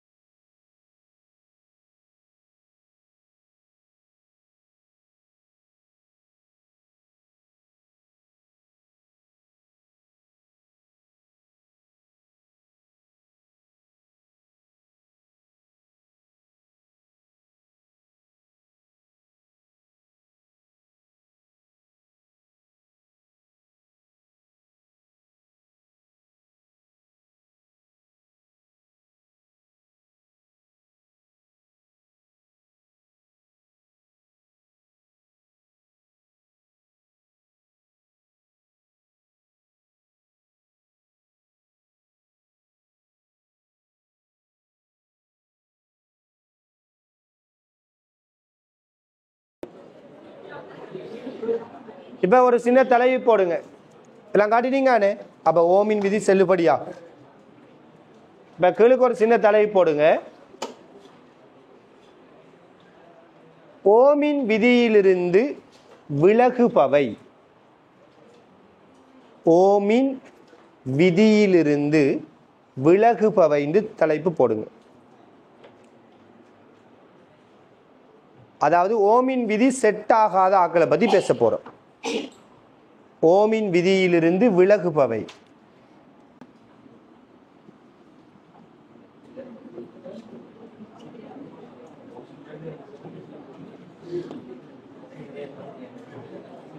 ரைட், கவனிங்க. ஓமின் விதியிலிருந்து விலகுபவை அப்படிங்கிற ஒரு பாயிண்ட்ல முதலாவது நாம யாரை அறிமுகப்படுத்துறோம்னா ஒரு இலை மின்குமிழ். சரியா? ஓமின் விதியிலிருந்து விலகுபவையில நம்ம முதலாவதா யார் அறிமுகப்படுத்துறோம்? முதலாவதா இலை மின்குமிழை அறிமுகப்படுத்துறோம். ஏன்னால் இலை மின்குமிழ்ட வோல்டேஜுக்கும் கரண்டுக்குமான கிராஃப் எடுத்தீங்கன்றால் அந்த கிராஃப் சரியா உற்பத்தியினூடான ஒரு நேர்கோடா வராது. இந்த கிராஃப் எப்படி வரும் அப்படின்னு பார்த்தீங்கன்றால், ரைட், வோல்டேஜுக்கும் கரண்டுக்குமான இந்த கிராஃப் இங்க மாறி போட்டிருக்கணுமே, ஐவி அப்படியே போடுவோமே, இங்க வி வரட்டும், இங்க ஐ வரட்டும். இந்த ஐவி கிராஃப் எடுத்தீங்கன்னா இதுக்குரிய வடிவம் எப்படி வரும்னால் ஒரு வளைந்த கோடாக வரும். இப்படி வரும். சொல்லுங்க பாப்போம். ஏன் ஒரு இலை மின்குமிழ்ட ஐவி கிராஃப் இப்படி வளைஞ்ச கோடா வரும்? என்ன? S, very good. என்னத்தால் என்றால் இந்த இலை மின்குமிழ் எடுத்தீங்கன்னா பொதுவா ஒரு இலை மின்குமிழ் அடிப்படையான தொழிற்பாட்டுக்கு காரணமே அது சூடாகிறது. தங்குத நிலைக்குள்ளால கரண்ட் ஓடக்குள்ள அந்த இலை என்ன செய்யும்? வெப்பமடையும். அந்த நெருப்பு தணல் தான் வெளிச்சத்துக்கு காரணம்னு சொல்றோம். இந்த குண்டு பல்பில் தான் நடக்குது. அப்ப அந்த இலை மின்குமிழ் அந்த தங்குத நிலைக்குள்ளால கரண்ட் பாயும் போது அது வெப்பமடைந்து உருவாக்குற அந்த அதுல சூட்டால உருவாகிற நெருப்பு தணலால உருவாகிற வெளிச்சத்தை தான் நம்ம யூஸ் பண்றோம். அப்ப கரண்ட் ஓடக்குள்ள இந்த தடையினூடாக இந்த இலை மின்குமிழ்ல அந்த அதுக்குன்னு ஒரு தடை இருக்குமா இல்லையா? பல்புக்குன்னு ஒரு தடை இருக்கும். அந்த தடைக்குள்ளால கரண்ட் ஓடக்குள்ள அந்த கரண்டால இந்த தடை சூடாகுது. இப்ப சொல்லுங்க, தடை சூடாகினா அடுத்த ஸ்டெப் என்ன நடக்கும்? தடையிட பருமன் மாறும். நாம தான் படிச்சுட்டோமே, வெப்பநிலை அதிகரிச்சா என்ன செய்யும்? தடை அதிகரிக்கும். யோசித்து பாருங்க, வெப்பநிலை அதிகரித்தால் எது அதிகரிக்கும்? தடை அதிகரிக்கும். சரி, வெப்பநிலை ஏன் அதிகரிக்குது? இதுக்குள்ள மின்னோட்டம் பாயிரத்தால. சோ நீங்க மின்னோட்டத்தை கூட்டினா நீங்க போற மின்னோட்டத்தையே கூட்டுறீங்களா? ஐ எக்ஸ் அச்சில் ஐ இருக்குதுன்னா கரண்ட் என்ன செய்யுது? நீங்க அந்த பல்புக்குள்ளால போற கரண்டை கூட்ட போறீங்க. நீங்க கரண்டை கூட்ட அது இன்னும் என்ன செய்யும்? வளமையா வெப்பம் அடைகிறதை விட கூடுதலா வெப்பம் அடையும். ஸோ வெப்பநிலை இன்னும் கூடும்.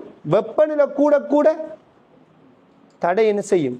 தடை கூடிக்கிட்டே போகும். அப்ப தடை வெப்பநிலை மின்னோட்டத்தை நீங்க கூட்டக்குள்ள ஓட்டுவா எதுவும் கூட ஆரம்பிச்சிடும், தடையும் கூடும். இப்ப கரண்ட் அந்த தடைக்குள்ளால கரண்ட் பாயக்குள்ளடா தடை வந்துட்டு சூடாகுது. சரியான? தடை சூடாகக்குள்ள தடையிட வெப்பநிலை கூடக்குள்ள தடையிட பருமன் என்ன செய்யும்? கூடும். அப்ப மின்னோட்டம் அதிகரிக்க அல்லது நீங்க வோல்டேஜ் அதிகரிக்க அங்க தடை பருமன் மாறப்போகுது. ஆனா நம்ம ஓமின் விதியில் என்ன சொல்றோம்? தடை மாறாம இருந்தா தான் வோல்டேஜ் கரண்ட்டுக்கு எப்படி வரும்னு சொல்றோம்? நேர்விகித சமன். ஆனா இங்க ஒரு பல்புக்குள்ளால போற வோல்டேஜ், பல்புக்கு குறுக்க இருக்கிற வோல்டேஜ் அல்லது பல்புக்குள்ளால போற கரண்டை கூட்டினா அதுல வெப்பநிலை கூடி ஓட்டவா அதுல தடையும் என்ன செய்ய ஆரம்பிக்கும்? கூடும். அப்ப வெப்பநிலைக்கு ஏற்ற மாதிரி மின்னோட்டத்துக்கு ஏற்ற மாதிரி தடை கூடிக்கொண்டு போகும். யோசித்து பாருங்க, கரண்டுக்கும் வோல்டேஜுக்குமான கிராஃப்ல படித்திறன் யாரு? கரண்டுக்கும் வோல்டேஜுக்குமான கிராஃப்ல படித்திறன் யாரு? தடை. V = IR.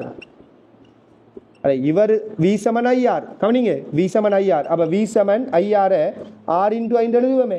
இவர் தான் YH, இவர் தான் XH. அப்ப Y = MX/C வடிவம். அப்ப படித்திறன் யாரு? தடை. அப்ப இங்க நீங்க கீறி இருக்கிற வரைபட படித்திறன் யாருண்டா? தடை. இங்க தடை மாறாது. இங்க மின்னோட்டம் கூடக்குள்ள எதுவும் கூடும், தடையும் கூடும். அப்ப படித்திறம் போக இணைஞ்சிட்டு போகும், படித்திறம் போக கூடிக்கிட்டு போகும். அப்ப கிராஃப் வளைஞ்சு வரும். படித்திறன் மாறாது நிலையான தடையா இருந்தா நேர்கோடு. படித்திறன் கூடு மாறிக்கிறதால இங்க எப்படி வரும்? அப்ப இது என்னத்துக்கு கட்டுப்படலை? ஓமின் விதிக்கு கட்டுப்படலை. ஆனா நிறைய பேர் இதை எப்படி பிள்ளை அண்டர்ஸ்டாண்ட் பண்றாங்கன்னா, ஓமின் விதிக்கு கட்டுப்படலைன்னா V=IRங்கிற சமன்பாடு செட் ஆகாதுன்னு நினைச்சுக்கொள்றாங்க. V=IRங்கிற சமன்பாடு செட் ஆகும். ஓமின் விதிங்கிறது V=IR இல்லையே. ஓமின் விதிங்கிறது யாரு? வோல்டேஜ் கரண்டுக்கு நேர்விகித சமனுங்கிறது தான் ஓமின் விதி. ஆனால் V=IRங்கிறது இந்த பல்புக்கு செட் ஆகும். எப்படின்னா, இந்த பல்புக்குள்ளால ஐங்கிற கரண்ட் போகுது, தடை R, இந்த தடை குறுக்கு அழுத்த வித்தியாசம் வீண்டா V என்னதுக்கு தான் சமன்? I×Rக்கு தான் சமன். ஆனா என்ன பிரச்சனைன்னா, நீங்க ஐய கூட்டக்குள்ள எதுவும் கூடும், ஆறும் கூடும். அப்ப இது ரெண்டுட பெருக்கத்தால எது கூடும்? வோல்டேஜ் கூடும். யோசிக்கிற மாதிரி விளங்குதா? ஸோ எப்படி பார்த்தாலும் கரண்டோட வோல்டேஜ் எப்படி வர இயலாம்? நேர்வீத சமனா வரையலாம். ஆனா சாதாரண ஒரு நிலையான தடை எடுத்தீங்கன்னா, ஒரு நிலையான தடை எடுக்கக்குள்ள ஆர் என்ன செய்யாது? மாறாது. அப்ப கரண்ட கூட்டக்குள்ள அல்லது வோல்டேஜை கூட்டக்குள்ள ஓட்டவா எதுவும் கூடும், கரண்டும் கூட போகும். அப்ப அங்க நேர்வீத சமனா வரும். அப்ப இழை மின்குமிழ்ல மின்னோட்டத்தோட எது மாறும்? தடையும் மாறும். ஏன் மாறுது தடை? அந்த இழை மின்குமிழ் என்ன செய்யறதால? சூடாகிறதால, வெப்பமடைகிறதால, வெப்பநிலை அதிகரிக்கிறதால. அதனால VIக்கான கிராஃப் எப்படி வராது? நேர்கோடா வராது. இருந்தாலும் இந்த இழை மின்குமிழுக்கு நீங்க எந்த சமன்பாடை பாவிக்கலாம்? V=IR தாராளமா பாவிக்கலாம். VIக்கு நேர்விகித சமன் இல்லை ஏண்டா R என்ன செய்யும்? மாறும்ங்கிறதால VIக்கு நேர்விகித சமன் இல்லைன்னு மட்டும்தான் சொல்றோம். நேர்விகித சமன் இல்லையே தவிர V=IRங்கிற சமன்பாடு பொருந்தும். அப்ப எழுதிக்கொள்ளுங்க. முதலாவது இழை மின்குமிழ்.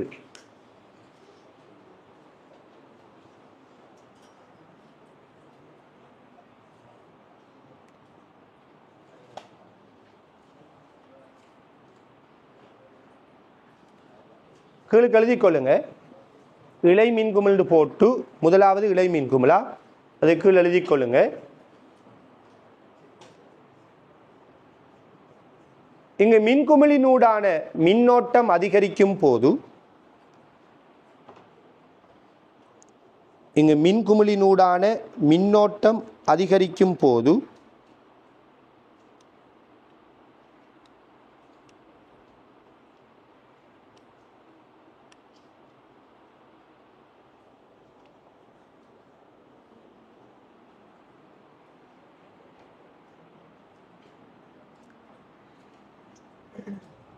அதன் வெப்பநிலை அதிகரிப்பதனால், இங்கு மின்குமிழினூடான மின்னோட்டம் அதிகரிக்கும் போது அதன் வெப்பநிலையும் அதிகரிப்பதனால்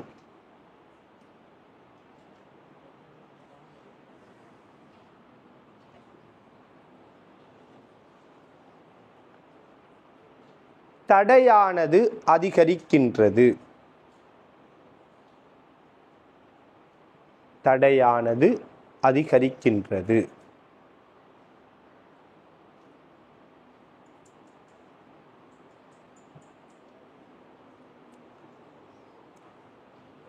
எனவே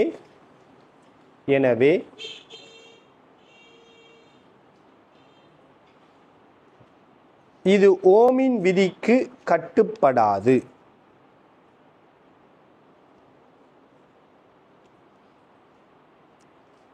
எனவே இது ஓமின் விதிக்கு கட்டுப்படாது. சரியா? அது கீழே நீங்க இந்த கிராஃபை காட்டுங்க. சில நேரங்கள்ல சரியா அச்சுக்களை மாத்தியும் குறிப்பாங்களா? இப்ப இந்த கிராஃப்ட படித்திரம் கவனிங்க. இந்த கிராஃப்ட படித்திரம் 6 என்று சொல்லி போட்டு இதே கிராஃபை பேஸ் பண்ணி நாம இப்படி கீறுறோம். சில நேரங்களில் மாறி இப்படி போடுவாங்க. வோல்டேஜை மாற்ற கரண்ட் மாறுதுன்னு சொல்லி போட்டு VI போடுவாங்க. அச்சுக்களை மாற்றி போட்டால் கிராஃப் எப்படி வரும்? இந்த கிராஃப் எப்படி வரும்? அதாவது இழை மின் குமிழுக்கு ஐக்கும் விக்குமான இந்த கிராஃப் எப்படி வரப்போகுது? மாறி வரும், இப்படி வரும். விளங்குதா? அதே நேரத்தில் இந்த கிராஃப் அச்சு மாறி இருந்தால் படித்திறன் என்ன இருக்கும்? இந்த கிராஃப்ல படித்திறன் 1/6 இருக்கும். இங்க ஐயும் இங்க வியும் இருந்தாரா, y அச்சில் v x அச்சில் i இருந்தால் படித்திறன் யாருன்னா r என்று சொல்லுவோம். v இங்கில் i, இங்க i இங்கில் v. அப்ப படித்திறன் யார் அறிப்பாரு? 1/6 அறிக்கும். தடையிட தலகுல் பருமனா அறிக்கும். சரியா? நீங்க கீழுக்கு சின்னனா இதையும் காட்டிக்கொள்ளணுமா? இதை காட்டிட்டு பக்கத்துல இதையும் நோட் பண்ணி வச்சுக்கொள்ளுங்க.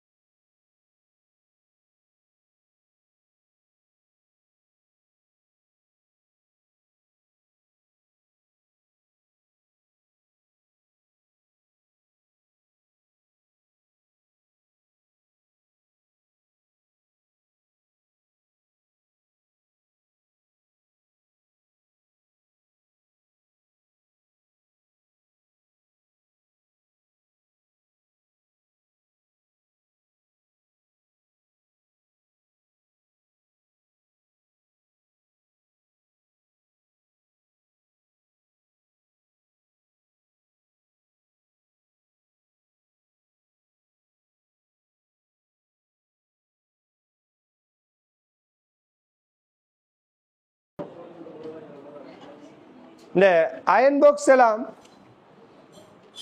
சொல்லுவாங்க தெரியுமா? அயன் பண்ணக்குள்ள தொடர்ச்சியாக ஒரே டைம்ல எல்லாத்தையும் அயன் பண்ணுறேன். நெல்லம் ஓப்பன் பண்ணி திருப்பி அயன் பண்ணக்கூடாது, கரண்டை சேவ் பண்ணலாம் அப்படின்னு சொல்லியெல்லாம் சின்ன வயசுலேருந்து கேள்விப்பட்டிருப்பீங்க, இல்லை பெரிய வயசுலையும் கேள்விப்படுவீங்க. அயன் பாக்ஸை ஒவ்வொரு உடுப்புக்கும் தனித்தனியாக எடுத்து அயன் பண்ணிட்டு இருக்காமல் மொத்தமாக எல்லா உடுப்பையும் ஒரே டைமில் அயன் பண்ணி விட்டு வேலையை பாருன்னு சொல்லுவாங்க. ஸோ அதுக்கு பின்னுக்கு இங்கே ஒரு காரணம் இருக்குது. வோல்டேஜ் மாறலண்டா நம்ம வீட்டுக்கு வர வோல்டேஜ் என்ன செய்யாது? நம்ம வீட்டுக்கு வர வோல்டேஜ் சராசரியா எவ்வளவு? 230. வோல்டேஜ் மாறலண்டால்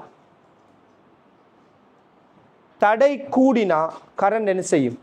குறையும். தடை குறைவா இருந்தா கரண்ட் கூடும். சரியா? அப்ப தடை சின்னனா இருந்தா கரண்ட் கூட பாயும், தடை பெருசா இருந்தா கரண்ட் குறைய பாயும். இது ஓகேயா முதல்? ஏன்னா வோல்டேஜ் மாறாதானே. வோல்டேஜ் வீட்டுக்கு வர வோல்டேஜ் 230 அது மாறாது. அப்ப நீங்க தடை சின்ன தடையை பாவிச்சா கரண்ட் எப்படி பாயும்? இது மாறல. சரியா? இது மாறிலி. அப்ப இது சின்னனா இருந்தா இது என்ன இருக்கும்? பெருசா இருக்கும். சின்ன தடையா இருந்தா பெரிய கரண்ட் பாயும். ஸோ சொல்லுங்க அப்போ உங்களோட வீட்டில் முதலாவது, அதுக்கு முதல்ல ஒரு கேள்வி கேட்போம். உங்களோட வீட்டில் சரியா அயன் பாக்ஸ் இருக்குது, எல்இடி பல்ப் இருக்குது. சரியா? ஒரு எல்இடி பல்ப் இருக்குது. வேற என்ன தெரியலாம், ரேடியோ இருக்குது. சரியா? டிவி இருக்குது. இப்படியெல்லாம் இருக்குன்னு வச்சுக்கோமே. இப்போ நான் கேட்குறேன், radio, TV, iron box, LED bulb இதில் யாருக்கு தடை குறைய?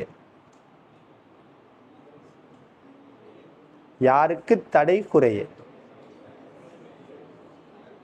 எல்இடி பல்ப் வந்துக்கிட்டு என்ன அந்த மாதிரி என்ன பவரை சேவ் பண்ணக்கூடிய ஒரு ஆள் இல்லையா?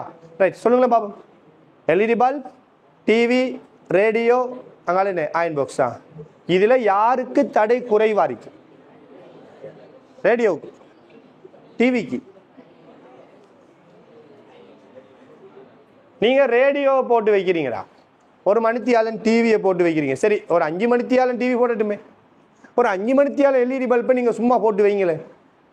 ரைட், நம்ம மெஷர் பண்ணி பார்ப்போம். ரைட், வீட்டை நீங்க ஒரு எல்இடி பல்பை 5 மணித்தியாலம் போட்டு வைக்கிறீங்க, அயன் பாக்ஸையும் 5 மணித்தியாலம் ஒன் பண்ணி வைக்கிறீங்க. ஸோ எதுக்கான ரியாக்ஷன் கூட இருக்கும்? Iron box. இல்லையா? என்ன 5 மணித்தியால சும்மா ஒரு பல்பை சும்மா ஒரு ரூமுக்குள்ளே போட்டுட்டு போயிருந்தா ஏச மாட்டேன். பல்பை போட்டு சும்மா போட்டு வேஸ்டான்னு சொல்லி இப்படி பேசிடுவா. அயன் பாக்ஸை மட்டும் நீங்கள் 5 மணித்தியால சும்மா போட்டு போனால் என்ன நடக்கும்? அப்போ அயன் பாக்ஸை போட்டால் ஏன் ரியாக்ஷன் கூட இருக்குது? வீட்டு பெரிய பெரிய ரியாக்ஷன்லாம் நடக்கலாம் இல்லையா? ஏன் ரியாக்ஷன் கூட இருக்கும்? அயன் பாக்ஸ் என்ன செய்யற? கூட கரண்ட் எடுக்கிறது. சொல்லுங்க பாப்போம். கரண்ட கூட எடுக்காருண்டா அவருக்கு தடை எப்படி இருக்கும்? சின்ன இருக்கும். ஆனா நம்ம மனசு இவ்வளவு காலம் என்ன சொல்லிருக்கும்? கரண்ட் கூட எடுக்குது அயன் பாக்ஸ், பெரிய தடையா இருக்குன்னு. பெரிய தடை கூட கரண்ட் எடுக்காது. எந்த தடம் கூட கரண்ட் எடுக்கும்? சின்ன தடை தாண்டா கூட கரண்ட் எடுக்கும். விலங்க சொன்ன தடை சின்னனா இருந்தா தான் கரண்ட் கூட எடுக்கும். ஸோ அயன் பாக்ஸில் தடை எப்படிப்பட்டது? நெல்ல சிரிசி வெறும் கோயில் தானே, வெறும் கம்பிராது. அயன் பாக்ஸுக்குள்ள வெறும் கம்பி சுருள் ஒன்று இப்படி இருக்குண்டா, வெறும் கம்பி துண்டு. தடை சின்னனா இருக்கும். அதனால தான் அதுக்கு கரண்ட் கூட. விளங்குதா? ஒரு எல்இடி பல்ப் எடுத்தீங்கன்னா தடை எப்படி இருக்கும்? பெருசா இருக்கும். அதனால தான் அது கரண்டை குறை எடுக்கும். விளங்குதா? மனசு சொல்லு மாறித்தான். நீ என்ன செய்யக்கூடா? அந்த மனசுக்கு இடமளிக்க வேணாம். அயன் பாக்ஸுக்கு தடை எப்படிப்பட்டது? சிரிஸ். அப்போ ஒரே வோல்டேஜை கொடுக்க, நம்ம வீட்டுக்கு எல்லாத்துக்கும் ஒரே வோல்டேஜாக கொடுப்போம். ஒரே வோல்டேஜை கொடுக்கக்குள்ள கரண்ட் கூட எடுக்காருன்னா தடை குறை இருக்கின்ற அர்த்தம். ரைட், கவனிங்க. இன்னொரு விஷயம், இப்போ நம்ம பேச வந்த விஷயம் அது இல்லை, ஒரு டவுட்டாக கேட்டுட்டாங்க, அது கவனி சொல்கிறேன். இப்போ அயன் பாக்ஸை நீங்கள் யூஸ் பண்ணக்குள்ள ஃபர்ஸ்ட்டுக்கு யூஸ் பண்ண போறீங்க, ஒன் பண்ணுறீங்க. ஃபர்ஸ்ட்டுக்கு கரண்ட் எப்படி பாயும்? அயன் பாக்ஸ் சூடாவி கொண்டு இருக்குது. இப்போ கரண்ட் எப்படி பாயும்? கரண்ட் கூட பாயும். ஏன்? தடை சின்னனா இருக்கு ஸ்டார்டிங்ல. இப்போ அந்த அயன் பாக்ஸுக்குள்ளால கரண்ட் போக போக, அந்த அயன் பாக்ஸுக்குள்ளால கரண்ட் போக போக அந்த கோயில் சூடாகுதானே. சூடாக சூடாக இந்த கோயில்ட தடை என்ன செய்யும்? தடை கூடும். தடை கூட கூட அயன் பாக்ஸ் எடுக்கிற கரண்ட் என்ன செய்யும்? குறையும். அப்ப நீங்க அயன் பாக்ஸை சூடாக்கிட்டீங்கடா, இப்ப அயன் பாக்ஸ் நுகர்ந்து கொண்டு இருக்கிற கரண்ட் எப்படிப்பட்டது? ஒப்பிட்ட அளவுல குறைவா இருக்கும். விளங்குதா? அதே சூட்டை வச்சுக்கிட்டே இருந்தா எடுத்து அந்த அந்த வெப்பநிலையை, அந்த தடையை மெயின்டைன் பண்ணி கொண்டிருக்கக்கூடிய கரண்ட் எப்படி இருக்கும்? ஒரு சின்ன ஓரளவுக்கு சிறிய கரண்டாவே இருக்கும். அதை விட்டுட்டு ஒரு உடுப்பு அயன் பண்ணிட்டீங்க, ஓ பண்றீங்க, திருப்பி போயிட்டு வந்து திருப்பி அடுத்த உடுப்பு எடுத்து அயன் பண்றீங்க. இப்ப நடக்கும், மறுபடியும் ஒன் பண்றீங்க, மறுபடியும் கரண்ட் என்ன செய்யும்?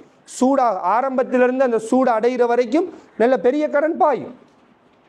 விலங்கு சொல்றது. அப்ப அடிக்கடி அயன் பாக்ஸை ஒன் பண்ணி ஓ பண்ணி ஒர்க் பண்ணுவீங்களா இருந்தா கூட கரண்டை நீங்க நுகர செய்றீங்க. ஒரே சூட்டுல வச்சு கொள்றீங்கன்னா தடையை கூட்டி விட்டீங்களே, அதனால அதே சூட்டுல இருக்கக்குள்ள கரண்ட் எப்படி இருக்கும்? ஒப்பிட்ட அளவுல குறைவா இருக்கும். விளங்குதா? அப்ப நம்ம டாக்டர் சொல்றது என்ன சொல்ற? அயன் பாக்ஸை ஒரே டைம்ல எல்லாத்தையும் அயன் பண்ற நெல்லம்னு சொல்றது உண்மைதானா? இன்னொரு உண்மை என்று சொல்லி ஒன்றை சொல்லுவாங்க. என்னண்டா, இந்த அயன் பண்ணுறதை அரிக்கலாம் அல்லது மற்ற கரண்ட் வேலைகளை அரிக்கலாம். இந்த அந்த ஈவினிங் டைமில் 6 மணி 7 மணி டைம்லாம் செய்யக்கூடா, கூட கரண்ட் போகும். சொல்ல தெரியுமா? இப்படி ஒன்று கழிவட்டே இல்லையா? அப்படி கூடுதலாக எங்கள் அம்மா அதிகமாக சொல்லியிருக்காது. நான் சின்ன வயசு அறியக்குள்ளே சொன்னாங்க, ரேடியோவில் சொல்கிறத வச்சு சொன்னது. ரேடியோவில் சொல்கிற என்ன, நீங்கள் அதிகாலையில் அல்லது பகல் நேரங்களில் உங்களோட உடுப்புகளை அயன் பண்ணி வச்சுக்கொள்ளுங்க. இரவு நேரங்களில் குறிப்பாக 6 மணி தொடக்கம் 9 மணி இந்த காலப்பகுதியில் நீங்கள் கரண்ட் வேலைகளை கூட செய்யாதீங்க அப்படின்னு ரேடியோவில் ஒரு அறிவுறுத்தல் சொல்லுவாங்க. இதே மாதிரி சனம் கேட்டுட்டு ஒரு முடிவு எடுக்குது. என்ன முடிவு? எப்படி சொன்னாலும் சரியா முடிவெடுக்குது. ரைட், இந்த டைமில் கரண்டை பாவிச்சோம்னா கூட கரண்ட் போகும், கரண்ட் காசு கூட வரும்னு முடிவெடுக்குது. அப்படித்தானா? இப்போ நான் சரியான சின்ன வயசுல அதே இதை சொன்னேன். சரி, நான் யூனிவர்சிட்டி டிகிரி முடிச்சுட்டு வந்துட்டேன். அப்போ அதே வார்த்தை எங்கம்மா சொல்கிறான். இப்போ நான் சொன்னேன், அப்படி இல்லைம்மா, அப்படி இல்லை, அது வந்துக்கிட்டு வேறொரு காரணத்துக்காக சொல்கிறேன்டா, உனக்கு என்ன தெரியும், நீ போன. நான் அதில் நான் டிகிரி முடித்தேன், உண்ட படிப்பு அறியாம தகடக்குண்டா. இதான் என்னோட ரெஸ்பான்ஸ். அதோட நான் என்ன செஞ்சிட்டேன், சரி விட்டுட்டேன். ஆனால் உண்மை என்னங்க, உண்மை என்னன்னு பார்த்தீங்கன்னா, அந்த டைமுக்கு 6 மணி 9 மணி காலப்பகுதி வந்துட்டு பீக் டைம்னு சொல்றது.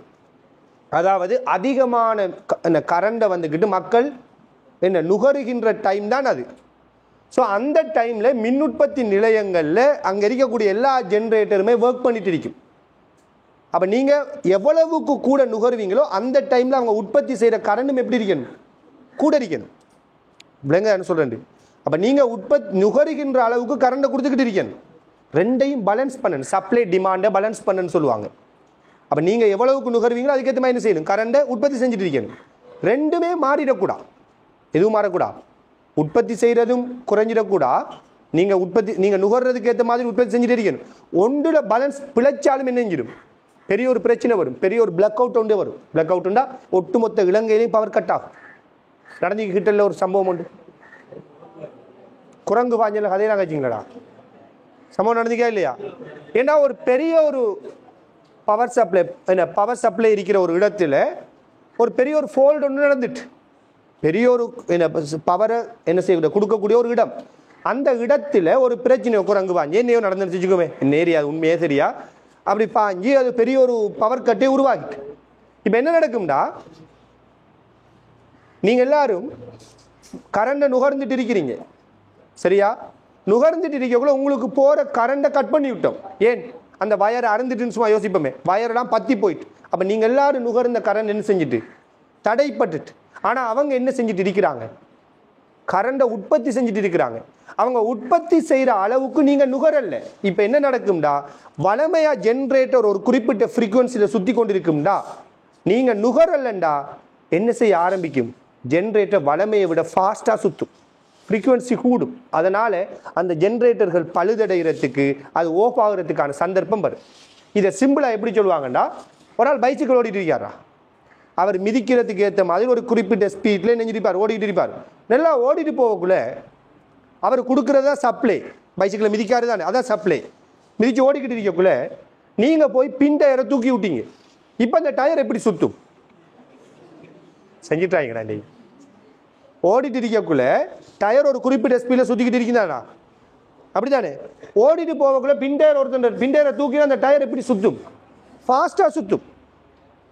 ஏண்டா லோடை குறைச்சி விட்டீங்க, லோடுன்னு சொல்லுவாங்க. அது லோடை குறைச்சி விட்டா அந்த டயர் என்ன செய்யும், ஃபாஸ்டா சுத்தும். இதே மாதிரி தான் நீங்க நுகர்ற அந்த சக்தி தான் லோடுன்னு சொல்றது.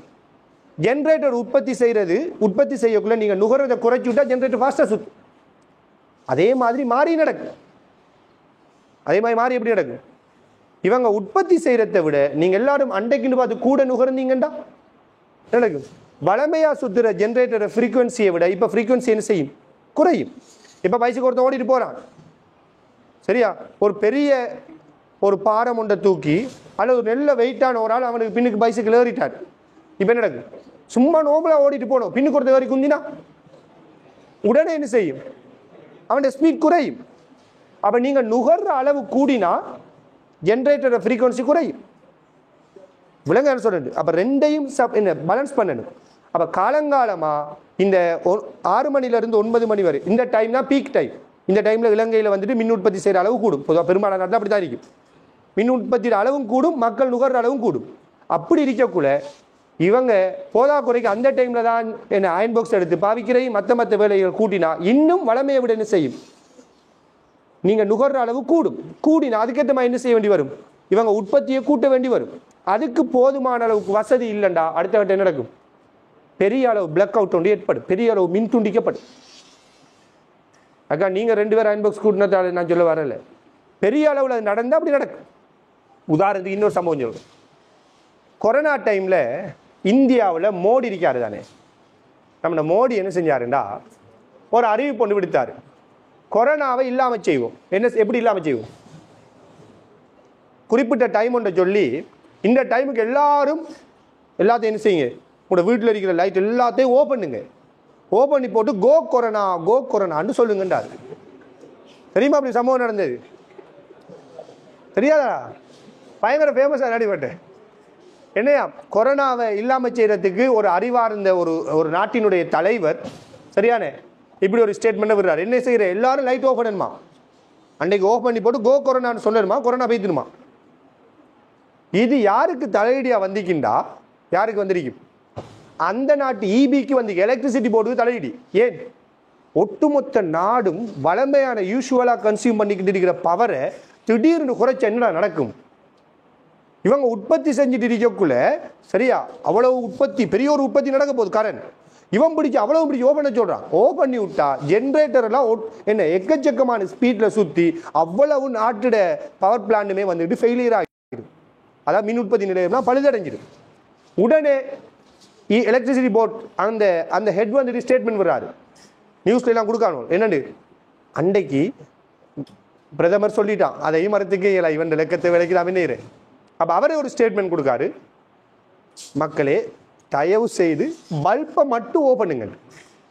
ஏன் இவன் ஆர்வக்கோளாறு தான், இவன் என்னவா போய் மக்கள் இவர் ஓப்பன் சொல்லிட்டாரு, மக்களுக்கு அது படாதானே என்ன செய்ய வாய்ப்பு இருக்குது.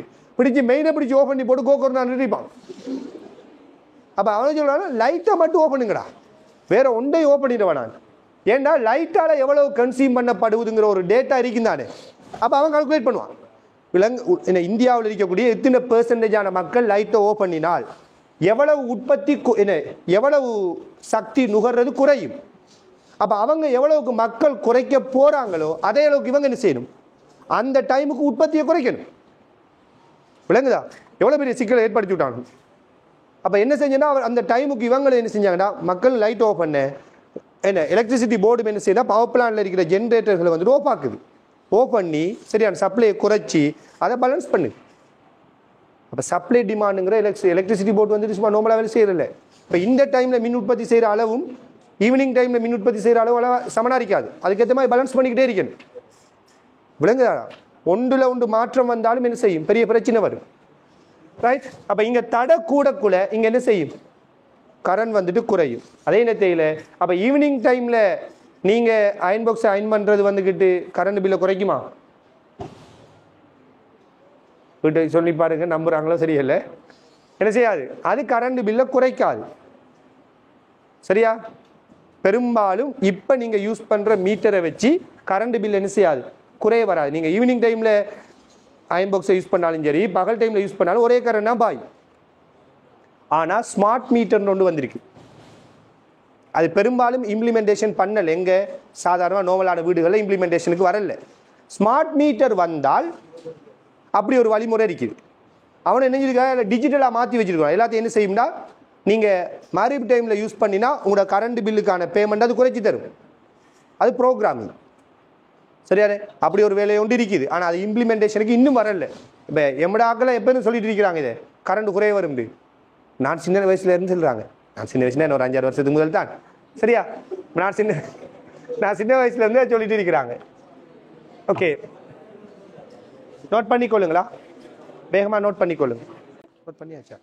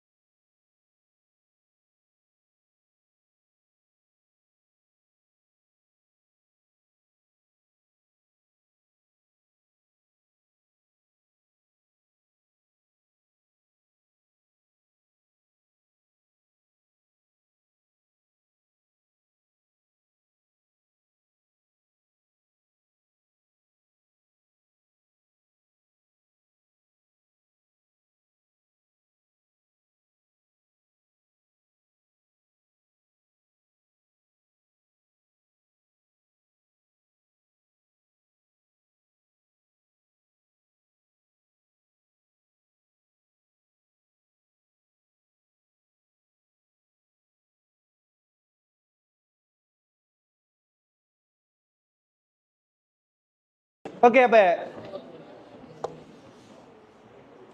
இந்த இளைமீன் குமிழ் மாதிரி இன்னும் 2 எக்ஸாம்பிள் இருக்குது. அந்த 2 எக்ஸாம்பிளையும் பிறகு பார்ப்போம்.